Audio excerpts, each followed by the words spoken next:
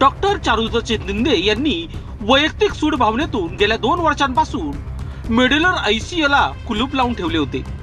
या अमानवी व नीच कारभारामुळे अनेक गरजू रुग्णांना वेळेवर उपचार मिळाले नाहीत आणि त्यांना आपला जीव गमवावा लागला।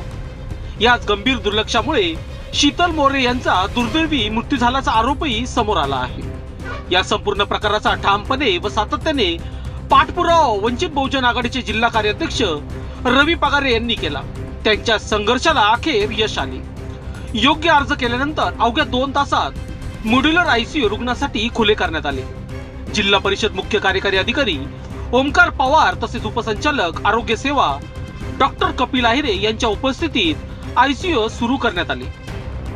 हा निर्णय म्हणजे रुग्णांच्या जीवासाठी लढलेल्या संघर्षाचा विजय असून दोषींवर कडक कारवाईची मागणी आता अधिक तीव्र होत आहे। जय भीम जय शिवराय। गेल्या 2 वर्षापासून नाशिक सिव्हिल येथले मॉड्युलर आयसीयू हे डॉक्टर चारुदत्त शिंदे यांनी बंद पाडलेलं होतं, बंद करून ठेवलेलं होतं। त्याचं सर्व काम झालेलं असतानाही ते आयसीयू त्यांनी उघडलं नाही। यामध्ये गेल्या 1 वर्षामध्ये भरपूर सारे मृत्यू झाले जे आयसीयू उपलब्ध न झाल्यामुळे झाले। तसेच आमची भगिनी शीतल मोरे हिचाही मृत्यू या कारणामुळे झाला, तर तिला आयसीयू उपलब्ध नाही झाला। डॉक्टर चारुदत्त शिंदे यांनी अक्षरशः त्या ठिकाणी लॉक लावलेलं होतं। आम्ही आज 26 जानेवारीच्या दिवशी प्रशासनाला अर्ज दिला आणि त्या प्रशासनाने 2 तासाच्या कालावधीमध्ये ते आयसीयू खोललेले।